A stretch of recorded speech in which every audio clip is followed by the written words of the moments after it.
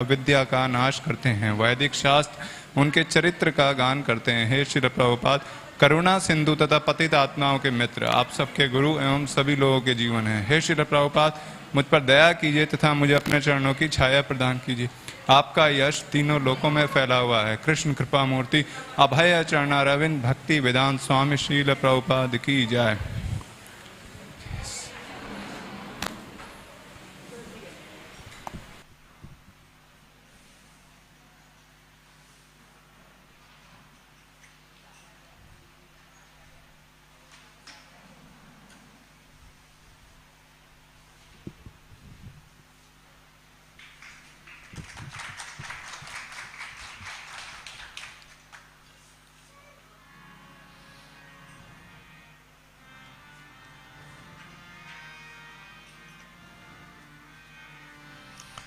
जय राधा माधव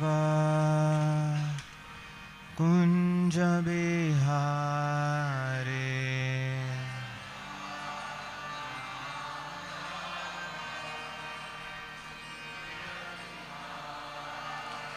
जय राधा माधव कुंज बिहारी,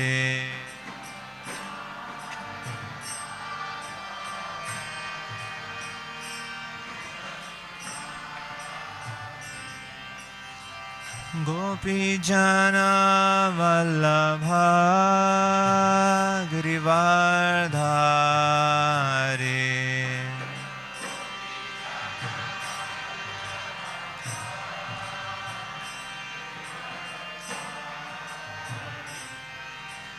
गोपी जना वल्लभ गिरिवर्धारी,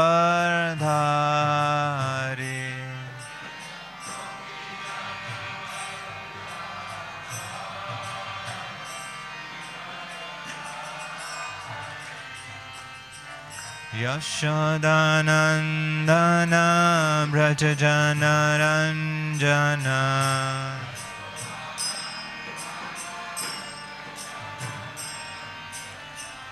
यशोदानंदन व्रज जनरंजन,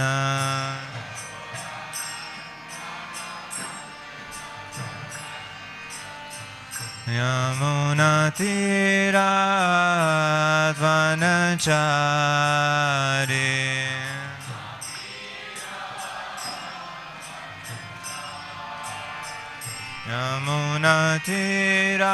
यमुनातीरात् वनचारी,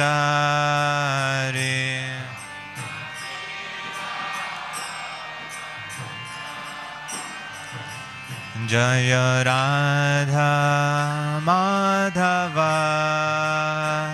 कुंज बिहारी,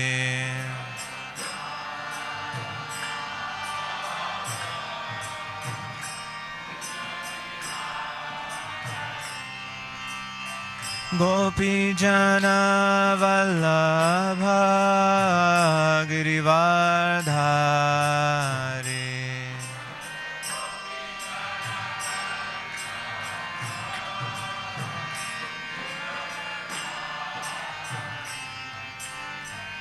यशोदानंदन व्रज जनरंजन,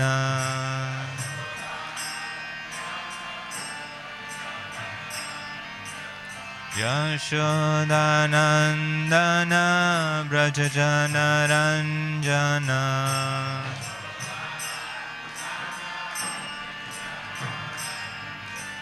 यमुनातीरात्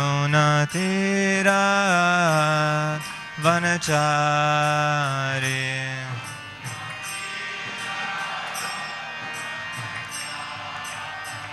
यमुनातीरात् वनचारी,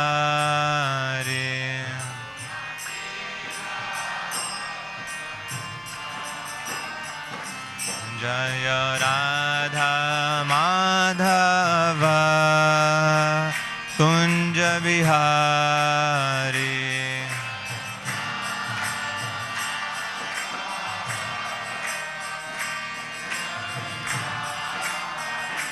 जय Radha Madhav Kunj Bihari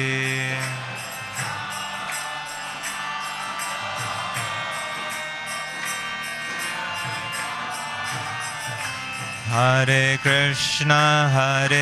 Krishna Krishna Krishna Hare Hare Hare Ram Ram Ram Hare Hare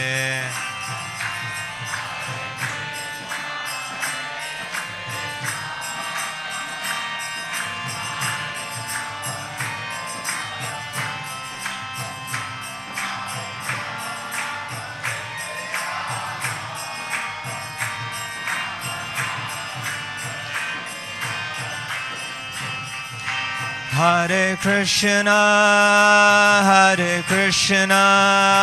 Krishna Krishna Hare Hare Hare Rama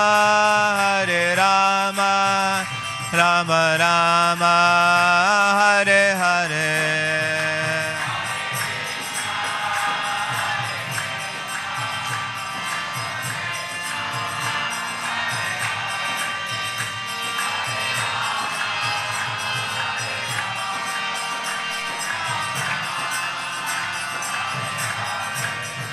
Hare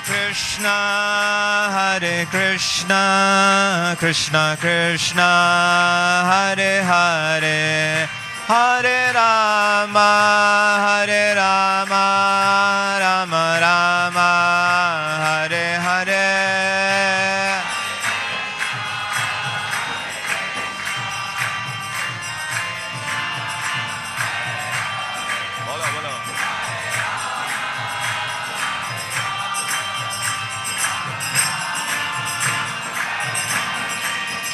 Jaya Radha Madhav Jaya Radha Madhav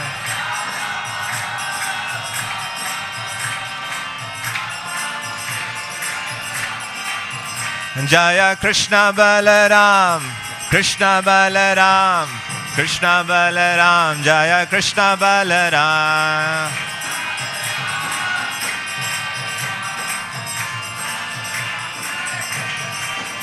Jaya Prabhupada Jaya Prabhupada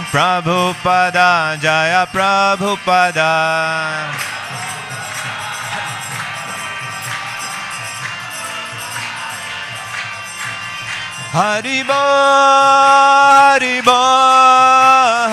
Bol Nitai Gaura Hari Bol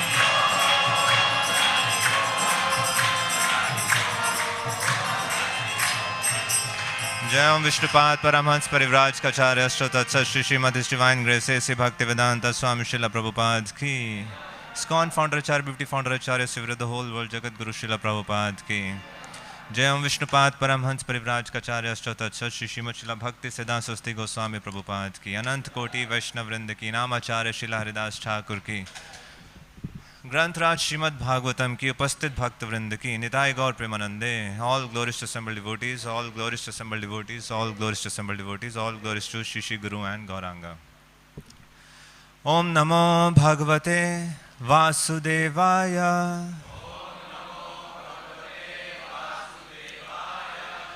ओम नमो भगवते वासुदेवाय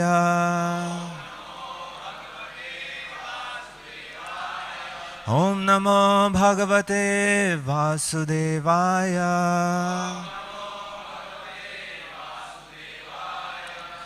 ग्रंथराज श्रीमद् भागवतम दशम स्कंद अध्याय 33 अध्याय का शीर्षक है रास नृत्य श्लोक संख्या 37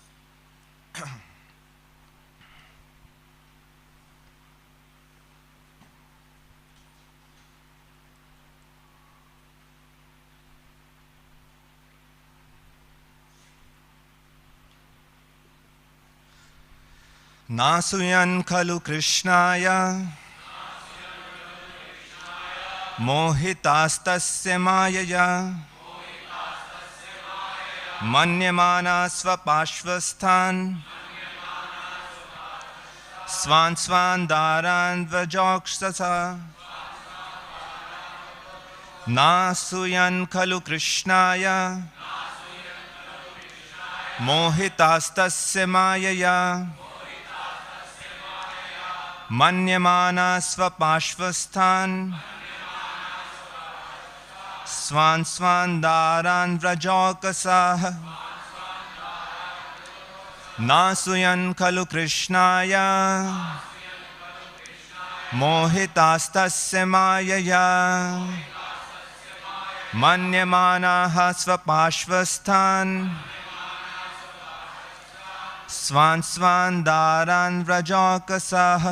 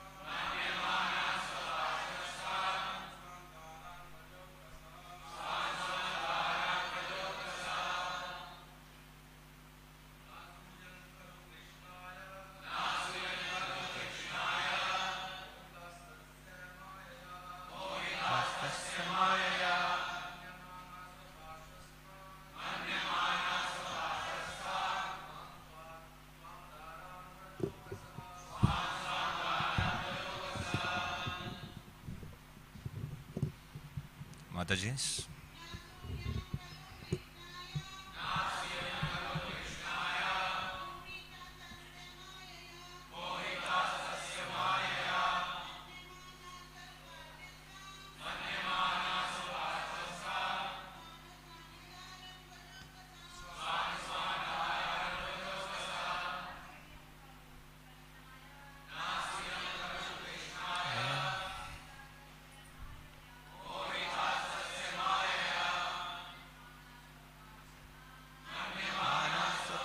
स्वान्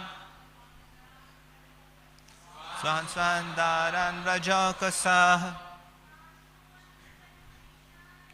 नासूयन् खलु कृष्णाय मोहितास्तस्य मायया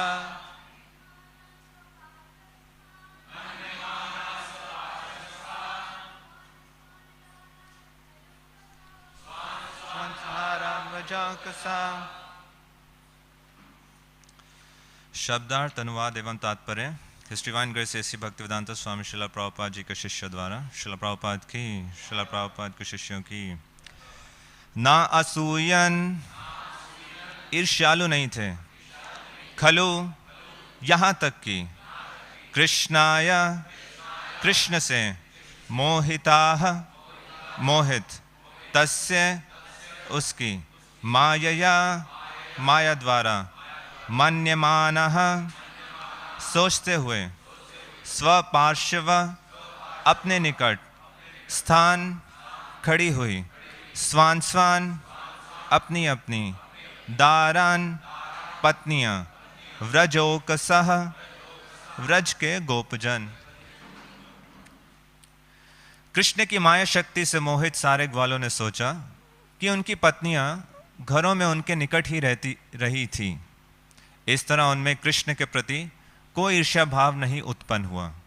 कृपया दोहराएं, कृष्ण की माया शक्ति से मोहित सारे ग्वालों ने सोचा कि उनकी पत्नियां घरों में उनके निकट ही रहती रही थी। इस तरह उनमें कृष्ण के प्रति कोई ईर्ष्या भाव नहीं उत्पन्न हुआ। तात्पर्य, चूंकि गोपियां कृष्ण से एकांतिक प्रेम करती थीं, इसलिए योग माया ने सदैव भगवान के प्रति उनके संबंध की रक्षा की, यद्यपि ये गोपियां विवाहिता थीं। श्रील विश्वनाथ चक्रवर्ती ने उज्ज्वल नीलमणि से निम्नलिखित उदाहरण दिया है। माया कल्पिता दृक्स्त्रीशीलिने नानु सूयुभि न जातु व्रज देवीनाम पति भी सह संगमाह। गोपियों के ईर्ष्यालु पतियों ने अपनी पत्नियों से नहीं अपितु माया द्वारा निर्मित पत्नियों से विलास किया।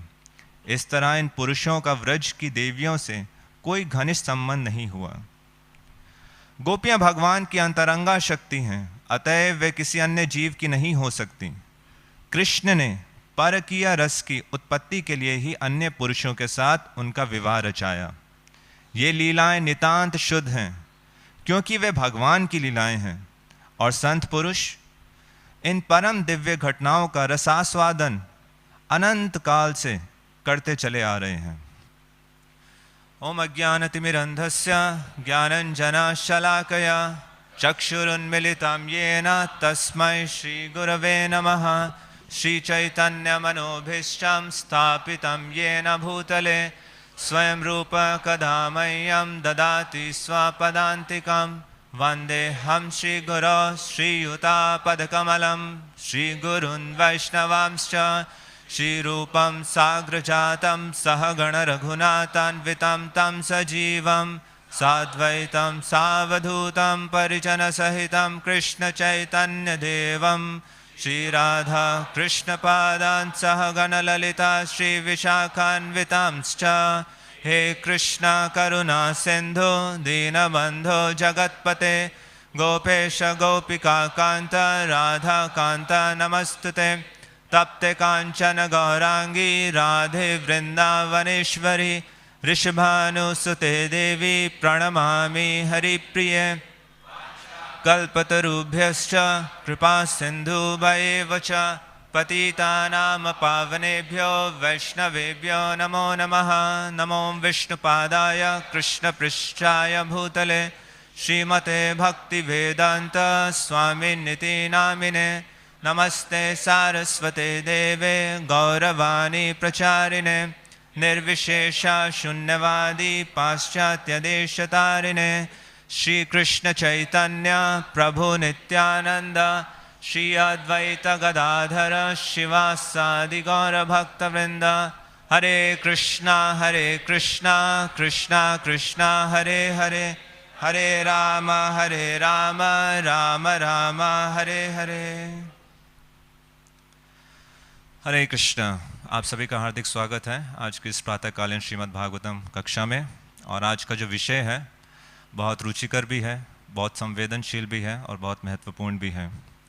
तो पिछले कुछ महीनों से रासलीला पर चर्चा हो रही है। जो ये अध्याय है, ये आखिरी अध्याय है रासलीला के ऊपर, और इसके बाद और इस अध्याय का लगभग अंत हो रहा है।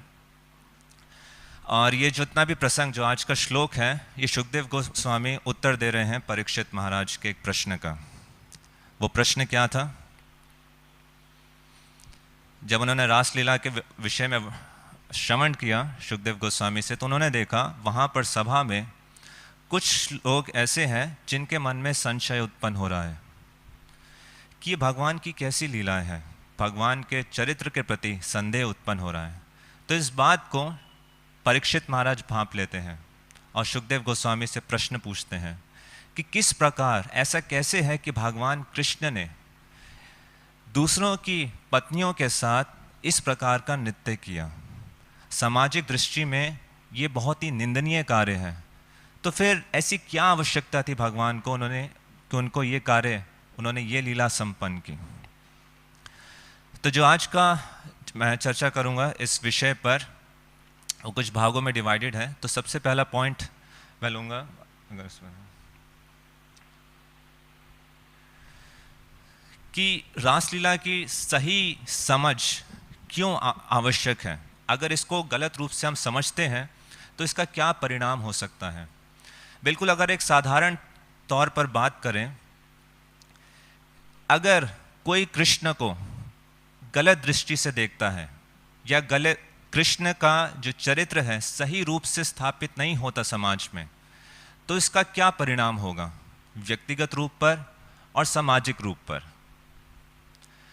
व्यक्तिगत रूप पर निश्चित रूप से कोई ऐसे भगवान के प्रति समर्पित नहीं होना चाहेगा अगर उनके चरित्र के प्रति संदेह है, और सामाजिक तौर पर अगर ये रेपुटेशन है कृष्ण की या कृष्ण के भक्तों की कि यहाँ पर फ्री मिक्सिंग होती है, कि यहाँ तो देखो आपके तो भगवान ही ऐसे हैं जो दूसरों की पत्नियों के साथ रास नचाते हैं, तो उनके भक्त जो ऐसे भगवान की आराधना करते हैं उन भक्तों का चरित्र कैसा होगा।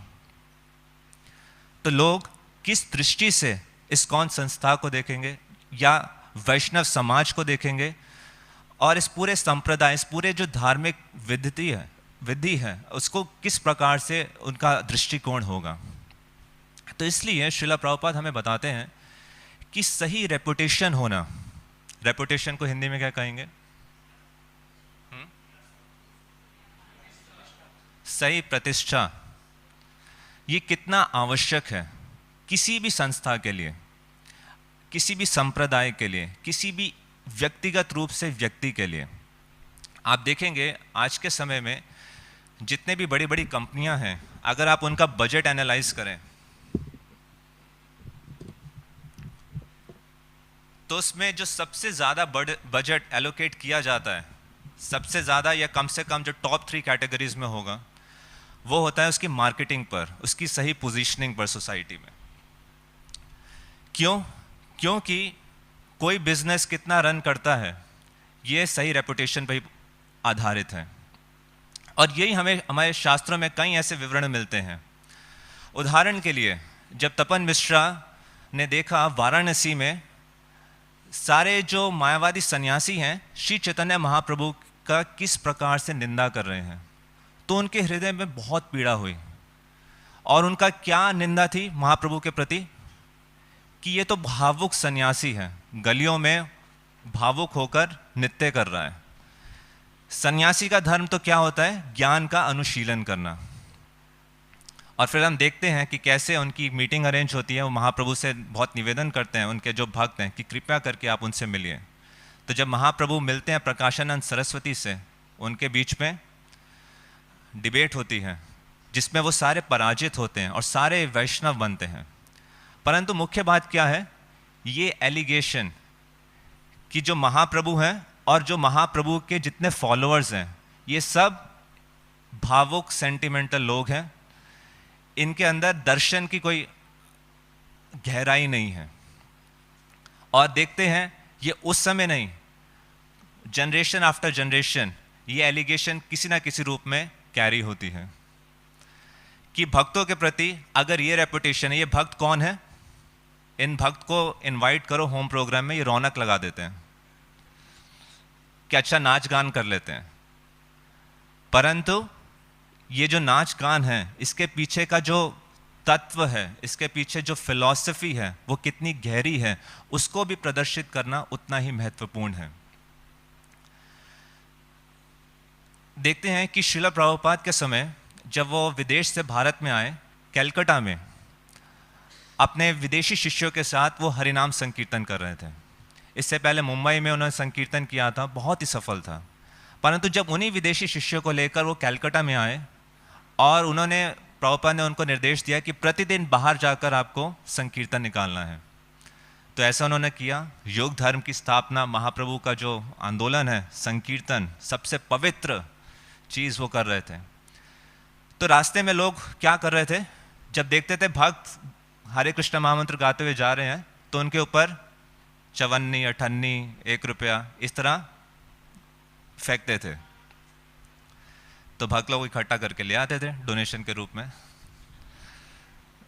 तो प्रतिदिन आके रिपोर्ट देते थे श्रीला प्रभुपाद को, और जब उन्होंने बताया श्रीला प्रभुपाद को कि प्रभुपाद इस प्रकार से हो रहा है, हम बाहर संकीर्तन निकालते हैं और गली में जो लोग हैं हम पर इस प्रकार से पैसे उछाल कर देते हैं। तो श्रीला प्रभुपाद ने अगले ही दिन से संकीर्तन बंद करा दिया। क्यों? क्योंकि उन्हें लगा कि ये संकीर्तन करके इस स्थान पर क्या रेपुटेशन डेवलप हो रही है कि ये भी साधारण कोई लोग हैं, भावुक लोग हैं, और जो विदेश से लोग आए हैं ये नाच गान करने वाले कुछ हैं, धर्म से इनका कुछ लेना नहीं, ये बस कुछ नाच गान कर रहे हैं गलियों में। तो उन्होंने देखा कि ये श्री चैतन्य महाप्रभु का जो आंदोलन है उसके प्रचार के लिए यहाँ पर संकीर्तन अगर हम निकालेंगे तो इसका दुष्प्रभाव पड़ रहा है उस परिस्थिति में। और वही हम देखते हैं जब दिल्ली पंडाल प्रोग्राम हुआ, वहाँ पर उन्होंने भक्ति स्वरूप दामोदर महाराज को आमंत्रित किया और कहा कि अपना साइंटिफिक प्रेजेंटेशन दो। तो 30,000 की सभा थी और भक्ति स्वरूप दामोदर महाराज का इतना साइंटिफिक प्रेजेंटेशन था, 99.99% लोगों को कुछ समझ नहीं आया था, सबके सिर के ऊपर से जा रहा था। फिर भी श्रीला प्रभुपाद ने उनको ये निर्देश दिया प्रेजेंटेशन करने के लिए। क्यों? क्योंकि इससे ये इंप्रेशन पड़ा जन सामान्य पे कि ये बहुत ही हाई फाई चीज़ है, इसका बहुत साइंटिफिक बेसिस है, और बहुत लोग उन्हें रुचि लेकर उसको स्वीकार किया।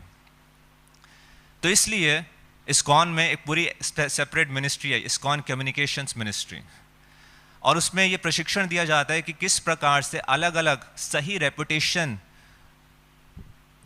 इस्कॉन संस्था की स्थापित हो समाज में, ये कितना आवश्यक है। अगर ये रेपुटेशन नहीं है तो किसी भी प्रकार का प्रचार कार्य सफल नहीं होगा। उदाहरण के लिए अगर कोई बीज बोए,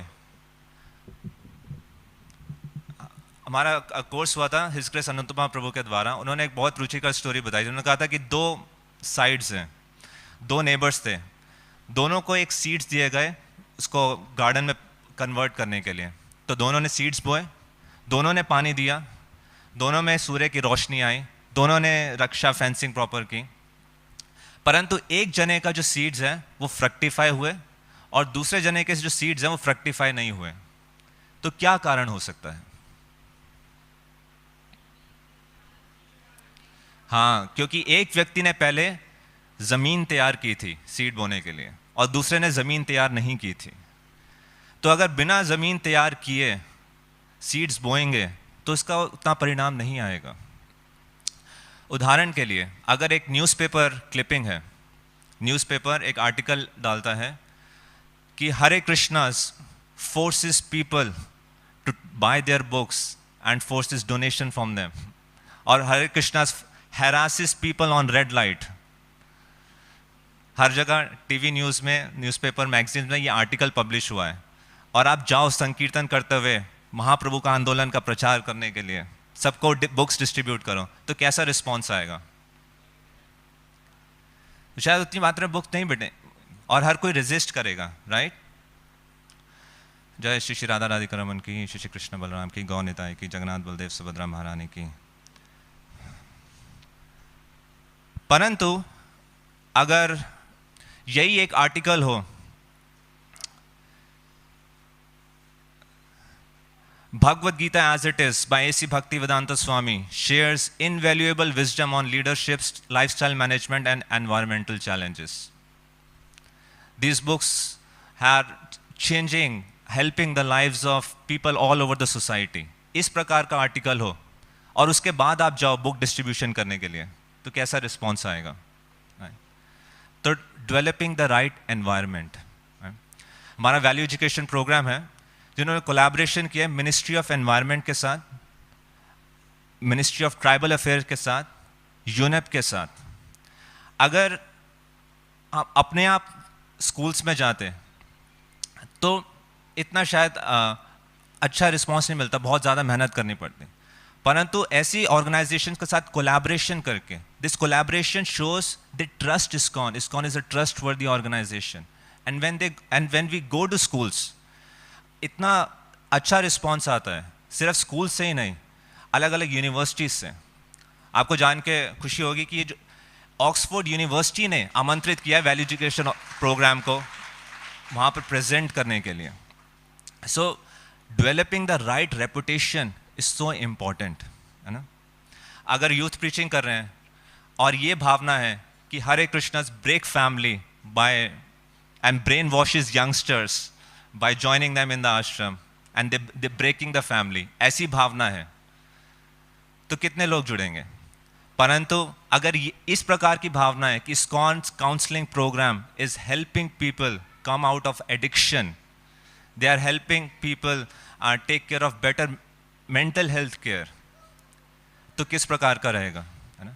कोविड के समय में जो ISKCON का रेपुटेशन था, किस प्रकार से अपनी जान पर खेलकर भक्त लोग प्रसाद वितरित कर रहे थे और हजारों हजारों लोगों का जीवन बचा। So many people became interested, many people wanted to join spirituality, explore Krishna consciousness. उसी प्रकार से भगवान कृष्ण का सही रेपुटेशन, सही पोजीशनिंग बहुत इंपॉर्टेंट है, और एक भक्त का नैतिक व्यक्तिगत रूप से आध्यात्मिक एक कर्तव्य है कि सही रूप से दृष्टांत को प्रस्तुत करें। तो इसलिए परीक्षित महाराज ने, नेक्स्ट स्लाइड बस, हाँ।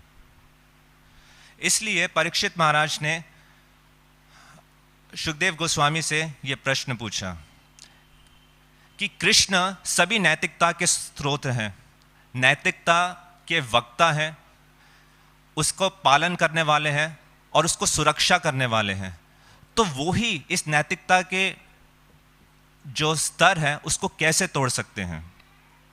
उनका जो प्राकट्य है पृथ्वी पर धर्म की स्थापना के लिए हुआ है, और वो इस प्रकार का कार्य कर कर धर्म का विनाश नहीं कर रहे क्या। और उन्होंने एक शब्द का इस्तेमाल किया शुकदेव गोस्वामी के प्रति कि सुव्रता, कि आप खुद ब्रह्मचार्य में स्थित हैं, आप व्रत पालन में धर्म के सिद्धांतों में स्थित हैं। मैं देख रहा हूं कि आप इस लीला में बहुत आनंद ले रहे हैं, इस लीला से बहुत आसक्त हैं। इतने समय 5 अध्याय इस लीला का वर्णन किया। अगर आप इस संशय का सही रूप से निवारण नहीं करेंगे तो इसमें आप पर भी संशय जाएगा। तो ये संदेह परीक्षित महाराज ने शुकदेव गोस्वामी के समक्ष रखा, और कृष्ण का एक नाम क्या है, यदुपति, और यदु सभी धर्मों का पालन करने में सबसे सर्वश्रेष्ठ हैं, और उनका नेतृत्व करते हुए भगवान कृष्ण इस प्रकार का कार्य किस प्रकार से कर सकते हैं। तो इस लीला के पीछे भगवान कृष्ण का क्या उद्देश्य है। भगवान कृष्ण आप्तकाम है, आत्मराम है, तो ये सब होने के बावजूद उन्होंने रास नृत्य क्यों किया। तो इसके उत्तर में शुकदेव गोस्वामी बताते हैं। पहला पॉइंट, नेक्स्ट।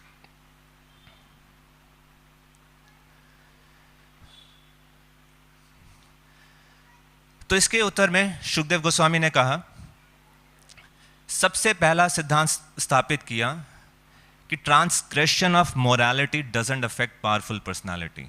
जो शक्तिशाली जीव हैं वो अगर इस नैतिकता के जो स्तर हैं, जो जन सामान्य लोगों के लिए हैं, अगर इसको पार भी करते हैं साहसपूर्वक, तो ये उन पर प्रभाव नहीं करता।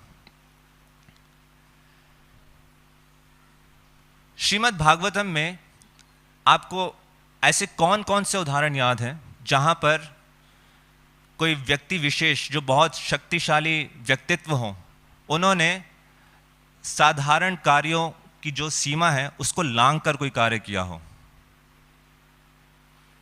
श्रीमद् भागवतम या अन्य साहित्यों में हमें रासलीला के अलावा ऐसे कोई उदाहरण मिलते हैं, भगवान शिव का और भगवान परशुराम का, इंद्र का। हम देखते हैं किस प्रकार से भगवान शिव जब पार्वती को गोद में लेकर श्रीमद् भागवतम की चर्चा कर रहे हैं, एक कोई सामान्य व्यक्ति इस प्रकार से नहीं कर सकता। तो इसलिए शुकदेव गोस्वामी कहते हैं कि जो extraordinary personality who are empowered personalities, तो वो ये कार्य कर सकते हैं। मूर्खतापूर्वक किसी को उसको कॉपी नहीं करना चाहिए। और वो उदाहरण देते हैं कि भगवान शिव ने पूरा विष का पान किया, पूरे समुद्र, जब समुद्र मंथन हुआ उसमें पहला विष निकला, वो उस विष पान करने से भगवान शिव का गुणगान हुआ, उनका कंठ और सुंदर बन गया। परंतु अगर मूर्खतापूर्वक कोई उनका कॉपी करता है तो उसकी मृत्यु हो जाएगी, उसका विनाश हो जाएगा। तो भगवान कृष्ण धर्म की स्थापना के लिए तो प्रकट होते हैं, साथ साथ ये बात की भी स्थापना करने के लिए प्रकट होते हैं कि वो भगवान है और हम सब नहीं हैं। इस बात की भी तो स्थापना उन्होंने की अपने आचरण से। तो कह रहे हैं अनीश्वरा, अनीश्वरा मतलब जो ये ईश्वर नहीं है, इस प्रकार के पर्सनालिटीज नहीं है, उनको अपनी शक्ति का अंदाजा होना चाहिए और मूर्खतापूर्वक इसको कॉपी नहीं करना चाहिए। तो क्या करना चाहिए?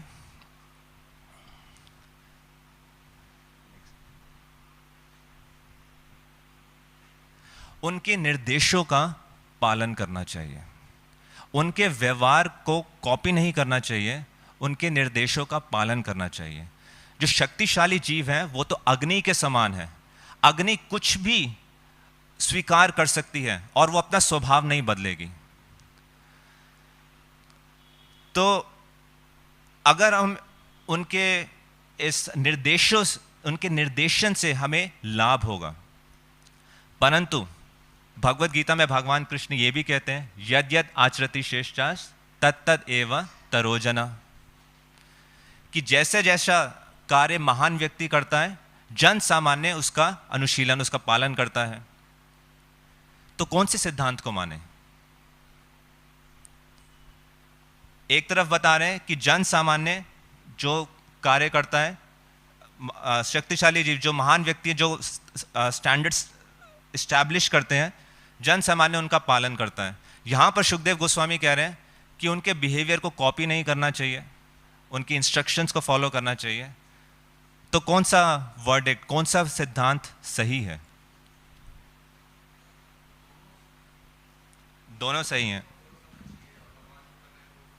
परंतु भगवान कृष्ण ने जो सिद्धांत दिया, इंस्ट्रक्शंस का नहीं बोला। उन्होंने कहा जो स्टैंडर्ड्स वो सेट करते हैं, जो व्यवहार वो सेट करते हैं। तो सबसे बड़े लीडर कौन है? भगवान ने तो ये भी कहा है गीता में, अगर मैं अपने नियत कार्य नहीं करूंगा तो पूरा का पूरा विश्व का संहार हो जाएगा। प्रश्न समझ आया? तो इसकी चर्चा विश्वनाथ चक्रवर्ती ठाकुर और जीव गोस्वामी विस्तार रूप में करते हैं। तो बताते हैं कि जो ऐसे महान व्यक्तियों के जो निर्देश हैं, सदैव उनका पालन करना चाहिए। और कैसे आचरण का पालन करना चाहिए? जो उनके निर्देश से मैच करता हो। फिर कहते हैं यही नहीं, ऐसा आचरण नहीं जो उनके निर्देश से मैच करता हो, साथ ही साथ शास्त्रों में भी उसकी पुष्टि हुई हो। और फिर वो उदाहरण देते हैं कि भगवान कृष्ण ने अर्जुन को बोला कि अश्वत्थामा का वध कर दो। ये भगवान कृष्ण का निर्देश था, परंतु अर्जुन ने उसका पालन नहीं किया। क्यों नहीं किया? क्योंकि वही कृष्ण का मत शास्त्रों में क्या है कि चाहे कोई ब्राह्मण पापी भी क्यों ना हो, उसका वध नहीं होना चाहिए।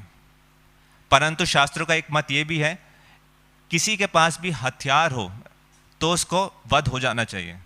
परंतु अर्जुन धार्मिक सिद्धांतों का ज्ञाता था, वो ब्राह्मण का पुत्र था अश्वत्थामा, साथ ही साथ उस स्थिति में उसके पास कोई हथियार नहीं थे, और इसलिए अर्जुन ने उसका वध नहीं किया, जबकि भगवान कृष्ण कह रहे थे कि इनका वध कर दो। तो जीव गोस्वामी कहते हैं अगर कोई ये विवेक बुद्धि के साथ कार्य नहीं करता तो वो मूर्ख है। एक बुद्धिमान व्यक्ति का लक्षण है कि इंस्ट्रक्शंस को समझे, बिहेवियर को भी देखे, साथ ही साथ शास्त्रों के अकॉर्डिंग भी उसको वेरीफाई करें, और उस प्रकार से जो वो स्टैंडर्ड्स हैं इनका अनुसरण करें, इनको पालन करें। तो फिर कोई पूछेगा कि महान व्यक्ति कहते किसको हैं? Who is a great personality?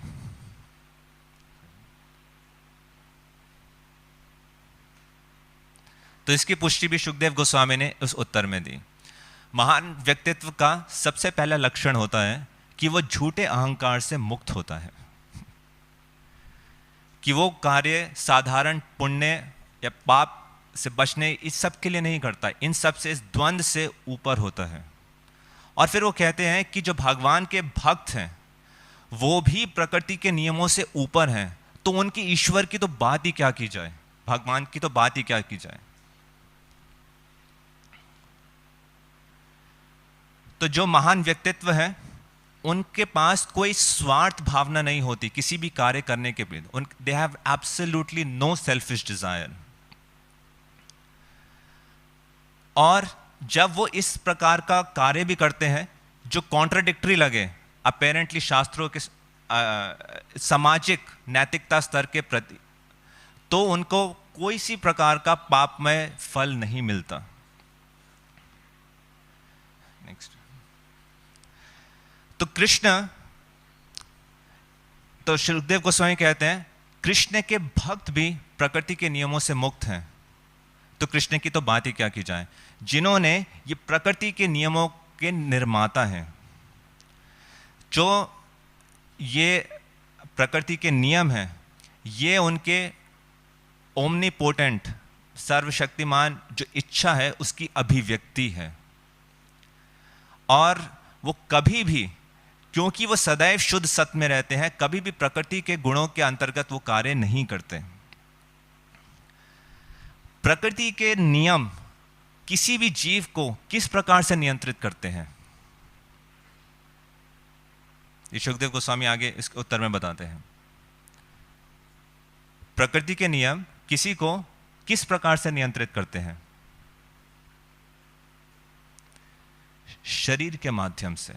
जो ये शरीर है ये प्रकृति के नियमों के द्वारा दिया गया है।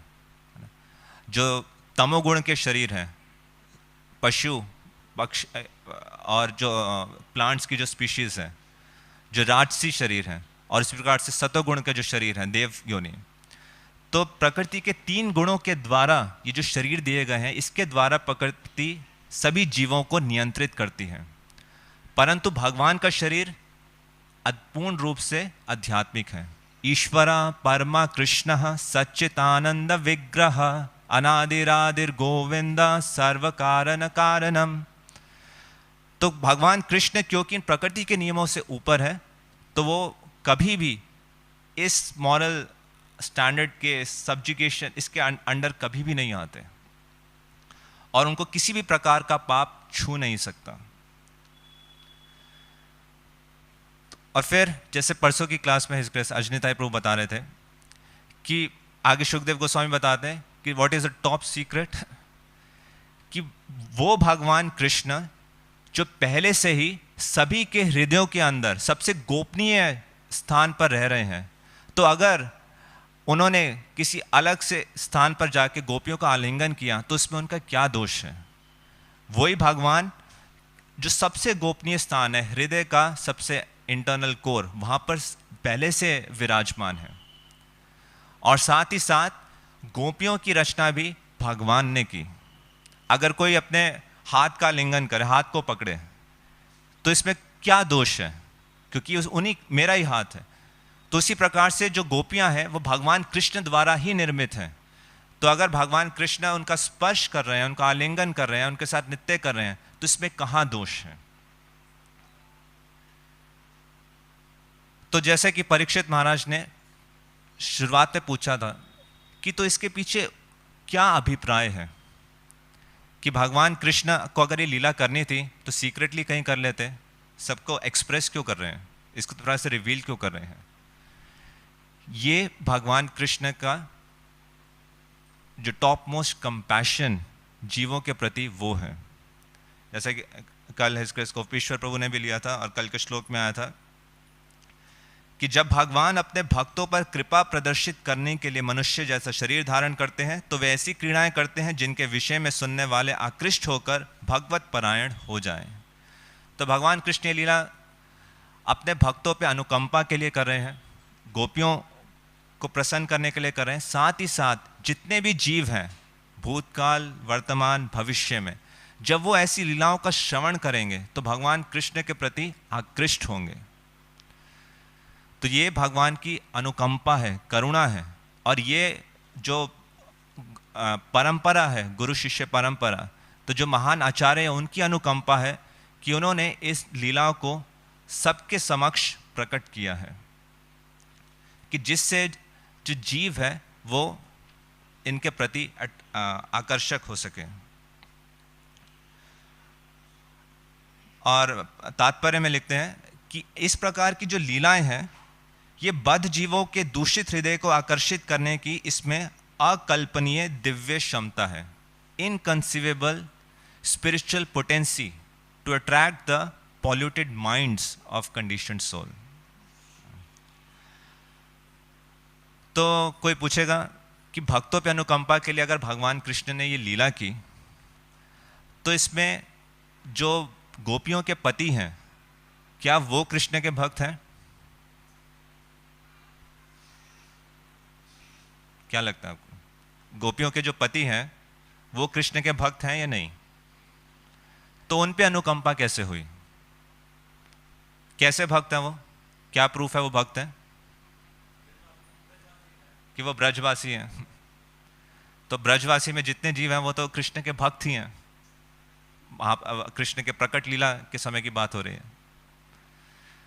तो अगर भगवान कृष्ण ने ये रास लीला अपने भक्तों पर अनुकंपा के लिए की तो उनके पतियों पर ही किस प्रकार की अनुकंपा हुई?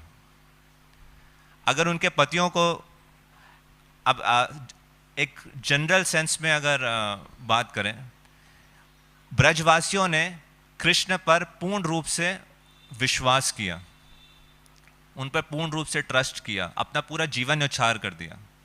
और उनको पता चले कि जो कृष्ण है उनकी पत्नियों के साथ रास नृत्य कर रहे हैं, तो उनके जो ट्रस्ट है उसको कितना ठेस पहुंचेगा, या उनका भगवान कृष्ण के प्रति किस प्रकार का भाव उत्पन्न होगा। और एक तरफ हम कह रहे हैं भगवान कृष्ण ने ये लीला अपने भक्तों पर अनुकंपा के लिए की, तो उनके पतियों पर किस प्रकार की अनुकंपा हुई?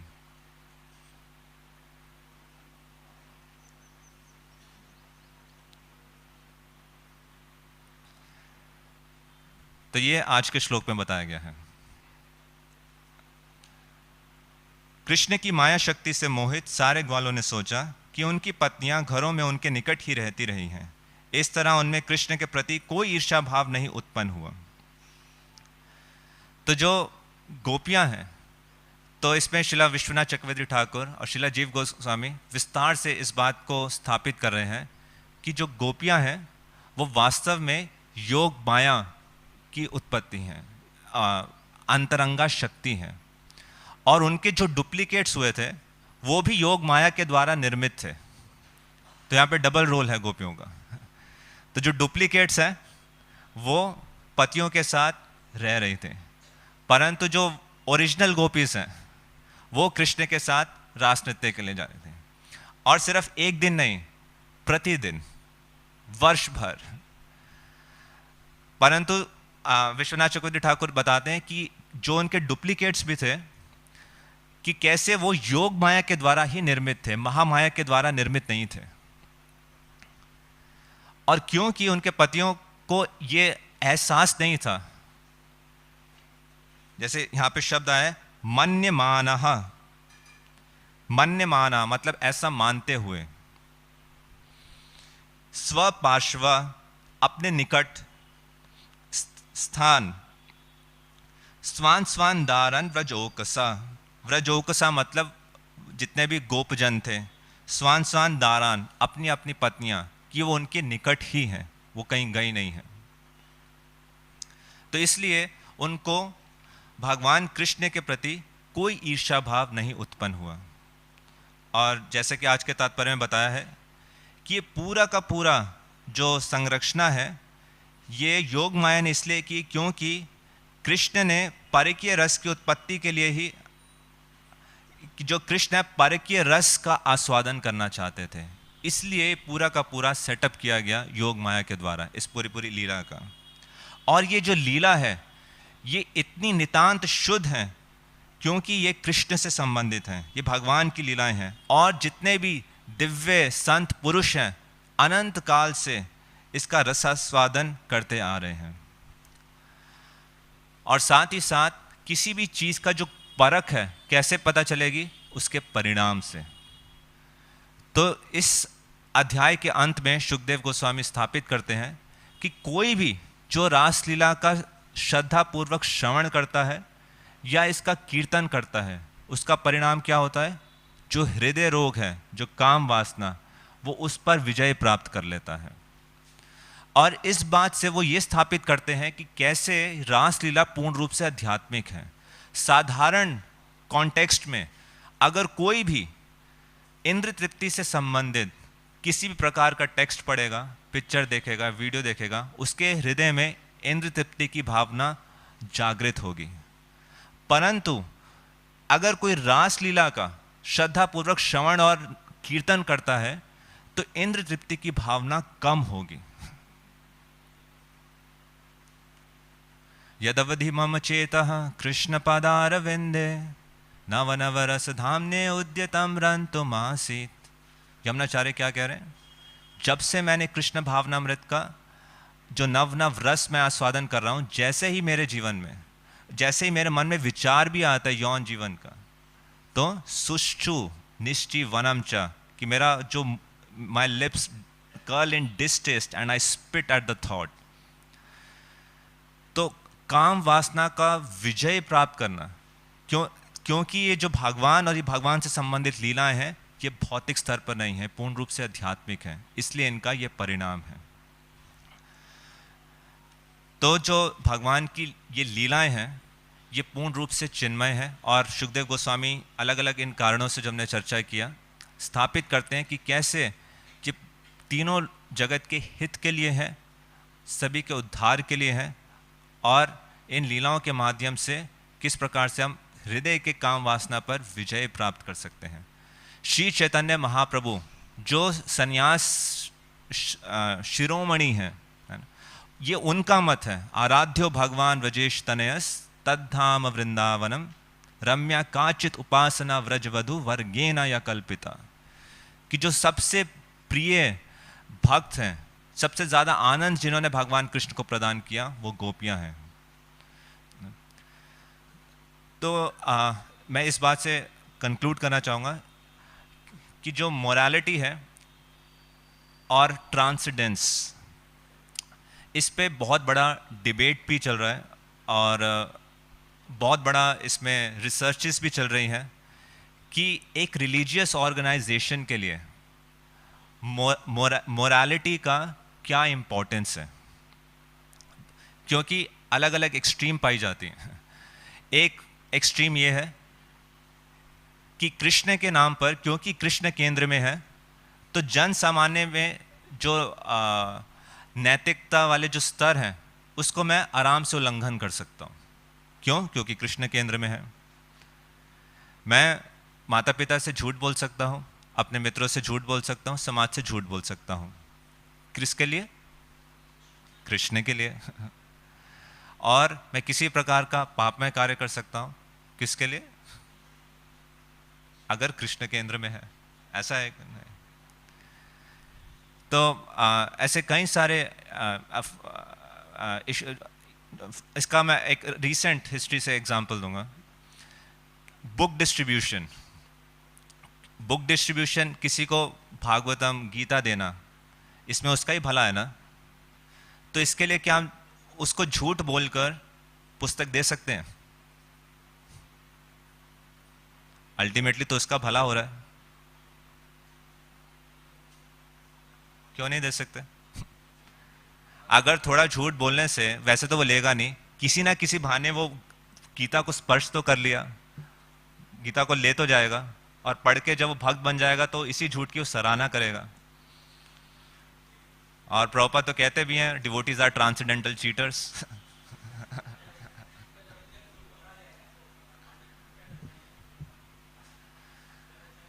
तो एक झूठ पकड़ा गया, बट 9 उससे 10 बुक्स तो निकल गई, तो उस एक को नुकसान हुआ, बाकी 9 को तो लाभ हो गया।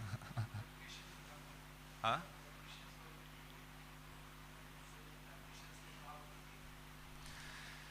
तो इस प्रकार से हुआ भी था। एयरपोर्ट पे लोग बुक डिस्ट्रीब्यूट करते थे और कहते थे आप हमें डोनेशन दो, प्राइस नहीं बताते थे बुक का, डोनेशन दो किसके लिए, हम अफ्रीका में एक मिड डे प्रोग्राम चलाते हैं, तो अफ्रीका में जो गरीब बच्चे हैं आपके धन से उनको लाभ पहुंचेगा। तो इस प्रकार के जो टैक्टिक्स थे कुछ समय तक तो चला, बहुत राइज भी हुआ, परंतु जब ये एक्सपोज हुआ तो एक के बाद एक सारे डिटेल्स जब खुलती गई, कहाँ कहाँ कैसे कैसे झूठ बोला, तो वहाँ से डिवोटीज को ही बैन कर दिया गया। तो ये बहुत ही संवेदनशील, तभी मैंने शुरुआत में कहा था, विषय है, सही समझ होना। इसलिए श्रीला प्रभुपाद ने सबसे पहले आध्यात्मिकता की शुरुआत दीक्षा के समय जो 4 नियम है उसको सबसे पहले स्थापित किया। No illicit sex, no intoxication, no gambling and no meat eating, है ना, जो 4 पिलर्स हैं, इसका पालन करना। किसी कॉन्टेक्स्ट पे किसी चीज़ से क्योंकि बहुत बार ऐसा होता है कि हम अपने आप को आंकते हैं अपनी इंटेंशन के पैरामीटर पर और दूसरों को मापते हैं उसके बिहेवियर के पैरामीटर पर, है ना, कि अगर मैं कुछ गलत कर रहा हूँ मेरी भावना ठीक थी, परंतु अगर कोई और कार्य कर रहा है तो उसका सिर्फ आचरण, उसने जो प्रैक्टिकली किया उस पर उसको वैल्यूएट करते हैं। तो मोरालिटी के नाम पर, कि ट्रांसेंडेंस के नाम पर मोरालिटी को बिल्कुल साइडलाइन कर देना, वो बहुत रिस्की हो सकता है किसी भी साधक के लिए। तो जो धर्म है और भक्ति, ये दोनों एक दूसरे के कॉम्प्लीमेंट है, ये पैरेलली एक दूसरे हाथ डाल के चलते हैं। कई एक्सेप्शंस हैं भागवतम में ये प्रूव करने के लिए कि जो भक्ति है वो कैसे सर्वश्रेष्ठमान है, और जहाँ पे भी वो ऐसे एग्जाम्पल्स आते हैं वो इनफैक्ट वो हाईएस्ट एग्जाम्पल बन जाते हैं, ग्लोरिफिकेशन बन जाते हैं उस मोरालिटी के, और जो हाईएस्ट एक्सप्रेशन है स्पिरिचुअलिटी का उसको स्थापना करने के लिए। तो मैं यहीं पर विराम देना चाहूँगा। हरे कृष्णा। किसी का कोई प्रश्न है, टिप्पणी है तो आप पूछ सकते हैं। हरे कृष्ण। हरे कृष्णा प्रभु जी, बहुत बहुत धन्यवाद, बहुत अच्छे से आपने समझाया। तो मेरा प्रश्न ये था प्रभु जी, आपने बताया कि गोपियों के जो पति थे उन पे भगवान ने अनुकंपा करी कि गोपीज डुप्लीकेट थी, तो उनके साथ भी उनकी पत्नियां थी और भगवान ने डुप्लीकेट्स के साथ रासलीला करी, या डुप्लीकेट्स उनके साथ थी, जैसे भी कह सकते हैं। लेकिन हम स्टार्टिंग में जब ये लीला स्टार्ट हुई थी तब देखते हैं कि पतियों ने रोकने की कोशिश करी गोपियों को, कईयों ने शरीर छोड़ दिया। तो कैसे समझ सकते हैं कि डुप्लीकेट्स थे? मतलब वो तो निश्चिंत नहीं बैठे हुए थे, स्टार्टिंग में इस तरीके से आता है। तो मेरा भी सेम डाउट था, मैंने भी चर्चा किया था इस बात का, और जीव गोस्वामी बहुत डिटेल में डिस्कस करते हैं। वो तो एक स्टेप आगे जाते हैं, वो कह रहे हैं अभी तक तो सुखदेव गोस्वामी इस बात को प्रूव कर रहे हैं कि कृष्णा इमोरल नहीं है। तो कोई सोच सकता है गोपियां तो अपने पार्ट में इमोरल है ना, मान लिया कृष्ण नहीं है, गोपियां कृष्ण है, बट जो गोपी हैं वो तो अपने हस्बैंड को छोड़ के जा रही हैं, तो गोपियां तो इमोरल हुई। फिर वो इस बात को प्रूव करते हैं कि गोपियां भी कैसे हाईएस्ट स्टैंडर्ड ऑफ मोरालिटी, उसका एक लिंक इससे भी ये भी है। और दूसरा कि जब गोपियां भाग रही थी तो क्या हस्बैंड्स और उनके फैमिली मेंबर्स को पता था कि ये कृष्ण के पास जा रही हैं? क्योंकि ऐसा वर्णन आता है कि कृष्ण ने जब वंशी बजाई वो इस प्रकार से बजाई थी इंटेंशनली कि वो सिर्फ गोपियों को सुनाई दी थी। अगर उनके पतियों को सुनाई देती या कृष्ण के खुद के माता पिता को सुनाई देती तो ये लीला संपन्न ही नहीं हो पाती। तो अगर उनको पता ही नहीं है व्रजवासियों को कि गोपियां कृष्ण से मिलने के लिए जा रही हैं, तो कृष्ण के प्रति तो कोई दोष होगा नहीं। और दूसरा, इसमें दोनों प्रकार के केसेस है जो मैंने वरिष्ठ भक्त से डिस्कस किया था कि इस दोनों बातों को कैसे कॉम्प्रिहेंड करें। तो कई केसेस में रोका भी था और कई केसेस में नहीं भी रोका था, जस्ट सिंपली लेफ्ट। तो दोनों केसेस मेरे को पता चला। और इसके साथ साथ इसके अलावा भी जीव गोस्वामी आज के श्लोक में और 2 श्लोक पहले उसमें डिटेल में इस बात पे चर्चा करते हैं। वो एक्सप्लेनेशन इतना बड़ा था और थोड़ा कॉम्प्लिकेटेड था जो मुझे समझ नहीं आया, मैंने पढ़ने का किया। तो आप अगर आप उसमें से रीड करें उस श्लोक के उसमें जीव गोस्वामी एग्जैक्टली इसी बहुत पॉइंट को रेफर करते हैं। और एक और प्रश्न था अभी प्रभु जी, जैसे मतलब योग माया की बात हुई अभी, तो ऐसे ही क्लिक किया कि जैसे हम कहते हैं भगवान की एक ही शक्ति है, परास्य शक्ति विविधे श्रूयते, मतलब एक ही पराशक्ति है और फिर बाकी शक्ति उसी की एक्सपेंशंस हैं या उसी से उद्गम हुआ है उनका। तो योग माया और अंतरंग शक्ति में क्या रिलेशन है? योग माया भी भगवान की एक शक्ति है और अंतरंगा शक्ति, स्वरूप शक्ति जो भगवान की श्रीमती राधा रानी, तो इनमें क्या रिलेशनशिप है? उसी प्रकार से प्रश्न है कि महामाया और अंतरंग योग माया में क्या अंतर है। तो एक आंसर प्रभुपाद देते हैं कि कृष्ण के लिए अंतर नहीं है, कृष्ण के लिए सारी शक्तियां उनकी शक्तियां हैं। अंतर है हमारे पर्सपेक्टिव से। एक स्टोर हाउस जो बिजली है वो गर्म को ठंडा भी कर रहा है रेफ्रिजरेटर के रूप में और ठंडे को गर्म भी कर रहा है हीटर के रूप में, तो वो सेम बिजली है, पावर हाउस के लिए सेम है। तो कृष्ण के लिए जो उनकी शक्ति है वो पूर्ण रूप से चिन्मय शक्ति है, वो उसमें कोई अंतर नहीं है। बट हमारे पर्सपेक्टिव से और बेटर अंडरस्टैंडिंग और क्लैरिटी के लिए ये अलग अलग ग्रुपिज्म, अलग अलग तरह से डिस्टिंक्शन किए गए हैं। Thank you.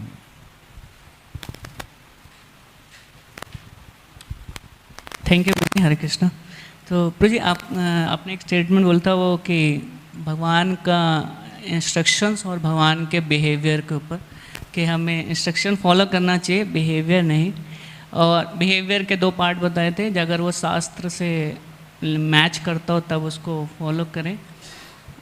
उनके इंस्ट्रक्शन, उनका बिहेवियर है जो उनके इंस्ट्रक्शन, उस बिहेवियर को फॉलो करना है जो उनकी इंस्ट्रक्शन से भी मैच करता हो और शास्त्रों में भी उसकी पुष्टि हो। अगर कोई ऐसा बिहेवियर है जो इनकी इंस्ट्रक्शन से मैच नहीं कर रहा, तो वो समझना चाहिए कि वो एक्स्ट्रा ऑर्डिनरी पर्सनैलिटी है, वो कर सकते हैं क्योंकि वो ईश्वर हैं, बट साधारण जीव नहीं कर सकता। आपने उसमें एग्जाम्पल दिया अर्जुन और अश्वत्थामा का, तो भगवान का इंस्ट्रक्शन था कि अश्वत्थामा को मारा जाए। और फिर दूसरे उसकी महाभारत के अंदर एक प्रसंग आता है कि युधिष्ठिर महाराज का, कि भगवान ने बोला झूठ बोलो, जो कि शास्त्र के अगेंस्ट था। शास्त्र में झूठ बोलना नहीं बोला गया, तो बट भगवान ने इंस्ट्रक्शन दिया कि झूठ बोलो युधिष्ठिर महाराज को। तभी अश्वत्थामा अगर ऐसा सुनेंगे तब द्रोणाचार्य का वध होगा, वैसे पॉसिबल नहीं है। और यहाँ पे अर्जुन ने ये कंसिडर किया भगवान की वाणी को मना नहीं, एक तरह से नहीं फॉलो करा, और वहाँ पे युधिष्ठिर महाराज ने फॉलो करा। सो इन दोनों को कैसे इसके अकॉर्डिंग रिकंसाइल कर दें? बहुत ही अच्छा प्रश्न है। तो इसलिए Arjun could satisfy Krishna fully. He was और जो स्पेसिफिक इंसिडेंट है युधिष्ठिर महाराज का, तो कई कमेंटेटर्स कहते हैं जो उनका रथ है हमेशा ज़मीन से ऊपर चलता था, वो उस समय नीचे आ गया क्योंकि उन्होंने झूठ बोला। और आचार्यगण बताते हैं वो इसलिए नीचे नहीं आया क्योंकि उन्होंने झूठ बोला, वो इसलिए नीचे आया क्योंकि वो झिझके कृष्ण की आज्ञा का पालन करने के लिए। तो इसलिए अगर मैं एक साइड पॉइंट ले रहा हूँ इस मानने वाले कि पूरे के पूरे महाभारत में ये चर्चा हुई है कि धर्म क्या है, और पूरे महाभारत के जो हीरो हैं वो युधिष्ठिर महाराज जो धर्म के ज्ञाता हैं। अब सोचो वो इतना सेंसिटिव थे, इतना संवेदनशील थे धर्म के पालन करने में। और इस कॉन्टेक्स्ट में अगर हम देखें जो भगवान कृष्ण गीता में कह रहे हैं उसी महाभारत में, सर्वधर्मान परित्यजा माम एकम शरणम व्रजा अहम त्वं सर्व पापेभ्यो मोक्षयिष्यामि मा शुचा, कि जो हाईएस्ट एक्सप्रेशन ऑफ धर्म क्या है, मेरी शरण में आओ, घबराओ मत, आई विल डिलीवर यू। तो युधिष्ठिर महाराज उस पॉइंट पे झिझके हैं। और हर पास टाइम का एक स्पेसिफिक स्ट्रेस पॉइंट होता है, राइट?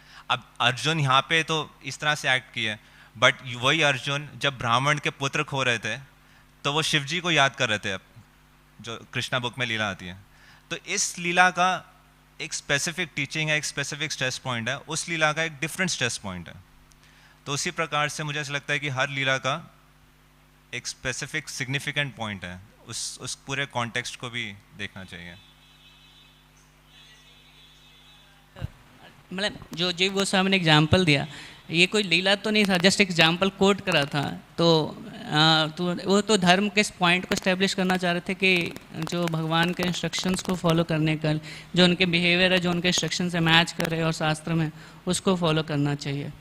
तो उसके कॉन्टेक्स्ट में था। अब जैसे ये वाला पॉइंट है, यहाँ पे जीव गोस्वामी ये स्थापना कर रहे हैं कौन से बिहेवियर को फॉलो करना है। यहाँ बात हो रही है स्पेसिफिकली बिहेवियर की, और जो आप वो ले रहे हो वहाँ पे स्पेसिफिकली बात हो रही है कि कृष्णा's इंस्ट्रक्शन, राइट। यहाँ पर कृष्ण की इंटेंशन थी अर्जुन का टेस्ट करना। ये अलग अलग आचार्यों ने बार बार बताया, विश्वनाथ चक्रवर्ती ठाकुर, जीव गोस्वामी, प्रभुपाद ने, भक्ति ठाकुर ने। स्पेसिफिक क्या, Krishna wanted to test Arjuna how much he knew the religious principle. But वहाँ पे जो टीचिंग है to follow the instructions of Krishna as it is. और यही अगर आपको पता, बिमला प्रसाद प्रभु ने अपनी क्लास में इसी थीम पे भी डिस्कस किया था कि एक डिवोटी कई बार जो कृष्ण की इंस्ट्रक्शन है, बाय नोइंग कृष्णाज हार्ट। अब जैसे भगवत गीता में है, एंड में भगवान ने कहा है भगवत गीता का ज्ञान जो भी द्वेष करते हैं उनको नहीं देना। और प्रभुपाद उसके तात्पर्य में लिख रहे हैं, devotees knowing the heart of the lord transgress this order and they go out and preach and distribute Bhagavad Gita. So knowing that heart and that heart can be known only by devotional service. Yena mam upayanti te bhajtam priti purvakam yena mam upayanti te. So there is no clear white and clear black answers for every situation. So I think we have to see the context, what is the teaching in that particular pastime and emphasis. और साथ ही साथ महाभारत में ये भी शिक्षा दी गई है कि जो सत्य है उसकी एक सीमा होती है, सत्य हमेशा हेल्पफुल नहीं रहता। जो ब्राह्मण वाली कथा आती है, एक ब्राह्मण ने व्रत लिया कि मैं हमेशा सत्य बोलूंगा, महाभारत में एक कथा भी आती है। और जब एक बार सारे डाकू आए गांव को लूटने के लिए, सारे गांव वाले छिप गए, सिर्फ ब्राह्मण वहीं पर था। और उन्होंने पूछा कि गांव वाले कहाँ गए हैं। तो ब्राह्मण को सत्यता का पालन करना चाहिए या झूठ बोलना चाहिए?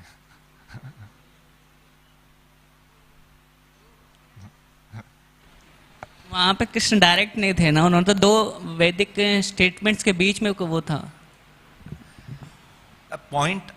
क्योंकि आप शास्त्रों को ला रहे हो कि शास्त्रों में क्या है, मैं उस बात को एड्रेस कर रहा हूँ। उसने सच बोला और बताते इसलिए वो नर्क गया, क्योंकि उस कॉन्टेक्स्ट में, जो ब्राह्मण के कॉन्टेक्स्ट में, ahimsa was the higher principle that guides all other principles of religion. क्योंकि उसने सत्य बोला। अब जैसे आप कह रहे हो शास्त्रों में लिखा हमेशा सत्य बोलना है, तो मैं उसका आंसर दे रहा हूँ। शास्त्रों में सत्य का एक कॉन्टेक्स्ट भी लिखा है, ये स्टोरी भी है। क्योंकि सत्य बोला ब्राह्मण ने, वो इसलिए नर्क गया। तो युधिष्ठिर महाराज आप ये श्योर नहीं कह सकते कि शास्त्रों में हमेशा यही बोला है कि हर कंडीशन में अनकंडीशनली सच ही बोलना है। बट वो तो एक्सेप्शनल है ना, वो तो एक्सेप्शन का रूल तो नहीं बनाया जा सकता, जनरल एक्सेप्शन है। एक्सेप्शन का रूल थोड़े तो। बट एक कृष्णा और एक कृष्णा डायरेक्ट प्रेजेंट है, एक वैदिक इंस्ट्रक्शन है, तो दोनों मतलब जो एग्जाम्पल में कृष्ण भी हैं डायरेक्टली और एक साइड शास्त्र है जो उन्हीं की वाणी है, तो दोनों के बीच का कॉन्फ्लिक्ट्स को रिजॉल्व करने के बाद जो मेरी ये अंडरस्टैंडिंग है कि उस कॉन्टेक्स्ट में Krishna wanted to test Arjuna and here also he was testing Yudhishthira Maharaj कि क्या करते हैं, but that had to be followed. Anyway, किसी को और ऐड करना है तो इसमें आप कर सकते हैं।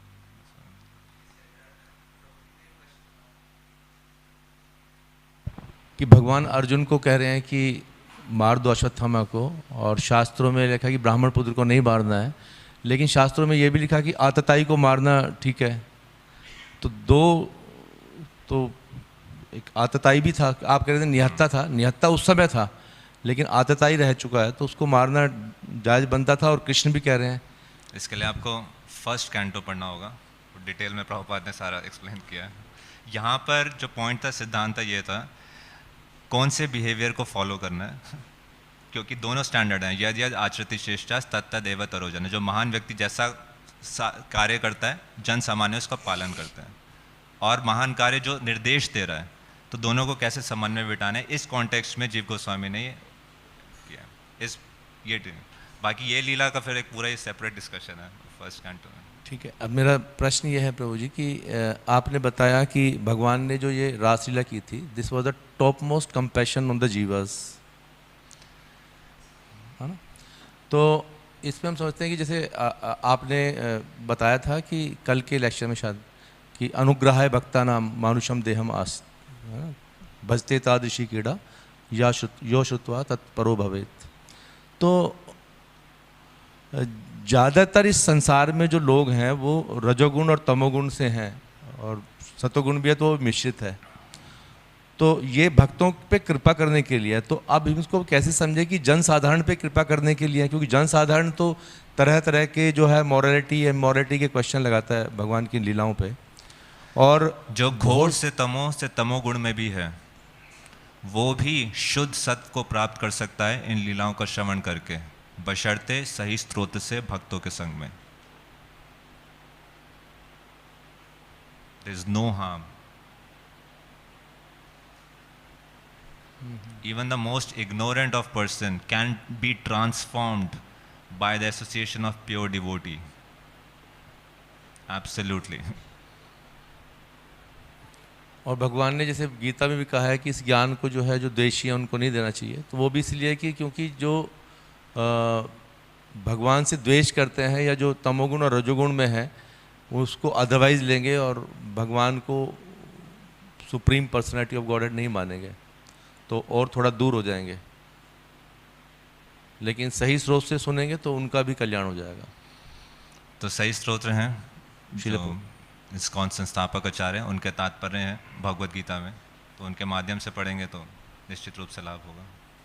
Thank you. ठीक है, हरे कृष्ण।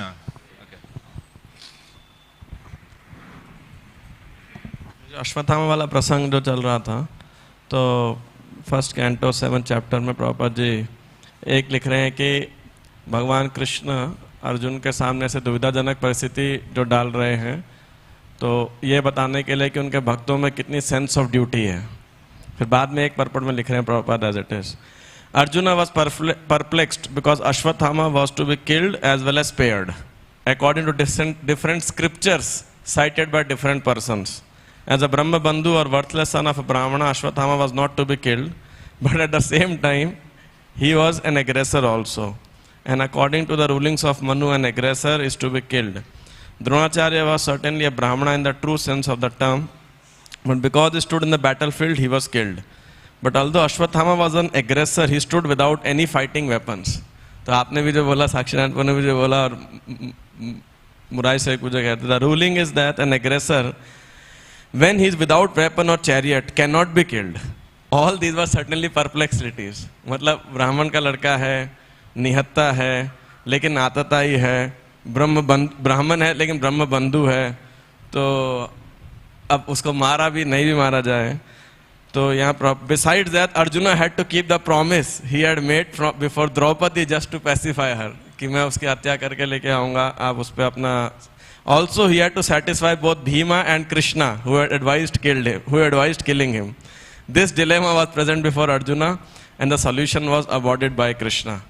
कि ये इतनी जटिल परिस्थिति थी अर्जुन के लिए निश्चित रूप से, और अर्जुन ने उस समय क्या किया, कृष्ण को याद किया, और कृष्ण थे तो कृष्ण ने इशारा किया मतलब हृदय से उनको प्रेरणा दिया, और अर्जुन ने फिर अश्वत्थामा को मारा भी और नहीं भी मारा कैसे कि वो for honoured person dishonour is worse than death, तो उसका बाल काट करके और उसको छोड़ दिया, और वो क्या बोलते हैं ज्वेल मणि निकाल करके।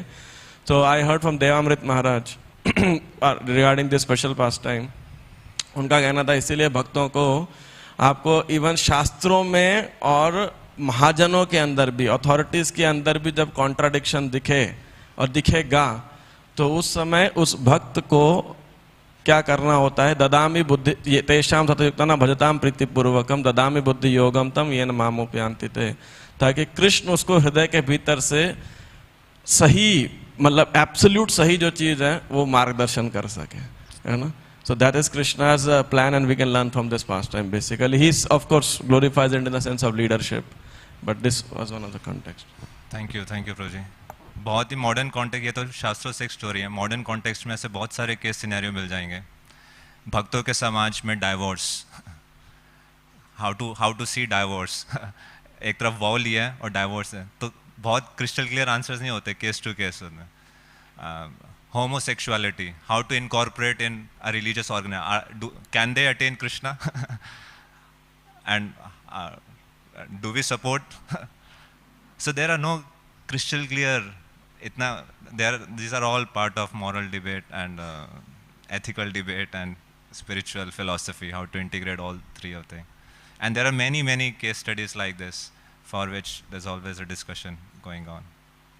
इन कॉन्टेक्स्ट की यहाँ पे इतना क्रिस्टल क्लियर आंसर नहीं था जैसे मुरली कृष्ण ने बताया, तो ऐसे उस translate to present day society there are many case studies and scenarios. Hare Krishna. Srila Prabhupada की, श्रीमद् भागवतम की, निताई गौर प्रेमानंदे. हिज ग्रेस प्रेमानंद प्रभु की.